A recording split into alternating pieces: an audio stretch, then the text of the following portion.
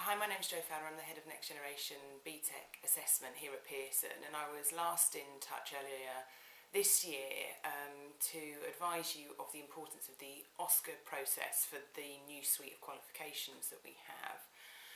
So I thought I'd get in touch again just to reiterate that process and give you some more information about that. And also just draw your attention to some other key points that you'll need to have in mind before you register learners onto the course. So these new qualifications are aimed at level 2 learners. It's important that you do not register level 1 learners onto these courses, as they will struggle with the content and the level of the assignments, and of course the external assessment as well. Okay, so I just want to talk a little bit about the OSCA process. So OSCA for Next Generation BTECs is accessed in the same way using the OSCA site via edXL Online. The Lead Internal Verifier needs to register for the programme that they're going to be responsible for. It can be the same Lead IV as you have registered if you're also running a QCF programme, and you'll need to register a Lead IV for every sector that you're running at your centre. So after the registration process, the Lead IV will then need to access the Standardization Materials. Now, Standardization for the new qualifications is based on the concept of a round table discussion.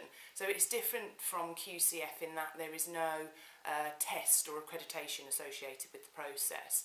But it is a really important process, and one that is really valuable in terms of the content that we are trying to pass on to everyone involved in delivering the programme. So we'd advise that the Lead IV, along with the centre assessors, carries out the standardisation and has about 2 hours to do that thoroughly. It's time well spent, and it's such a crucial part of the delivery. It goes through some of the assignment processes and formative and summative feedback and assessment, which we think is really important for this new suite and is slightly different from QCF, so worth spending the time. Once that's happened, the Lead IV then needs to go back into OSCA and confirm that that standardisation session has been conducted. There's lots of support within the Standardization Materials that are available on OSCA, which outline the agenda, the process that the Lead IV should go through when they're standardising their team. The next step in the process will be the allocation of our Pearson trained standards verifiers. This usually happens late November, early December every year. And that standards verifier will contact the quality nominee at your centre, get in touch with the Lead IV, and then ask to see the assessment plan. So it's really important that you have all of your documentation ready for when your SV gets in touch with your centre. The SV will also want to know if you've used the assignment checking service, and if you have, you'll also need to provide the feedback documentation that you got from using that service. Also, another important thing to mention to the standards verifiers, whether you are requiring certificates for learners in this year, so this academic year. And what that means is the standards verifier will know from the outset, I mean it should be clearly described in the assessment plan, that your learners will need to complete standards verification. That means that the SV will make sure that they see enough sampling from across the programme for this year to ensure that process can be successfully completed. So hopefully that's given you a little bit of an overview. I mean, there are deadlines associated to each of the processes that I've mentioned.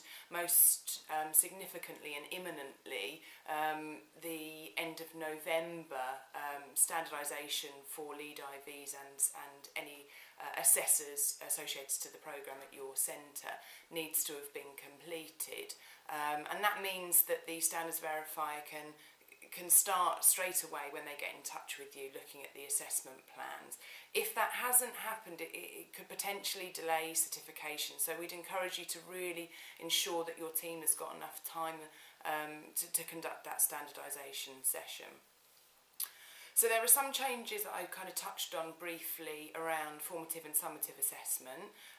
We've had some feedback from centres around that, and we're listening to that feedback. Currently the guidance is outlined in the Centre Guide to Assessment, which you can access on our website at www.btec.co.uk/key documents. It's under the UK Centre Guides. So we'd encourage you to read the chapter around formative and summative assessment and be comfortable with exactly what is required of you at your centre. Okay, so I think that's everything for now. We always want to hear your feedback, so please get in touch with us if there's anything that's concerning you, and we'll try to address it and get back to you. You can contact us at btecdelivery@pearson.com. Thanks.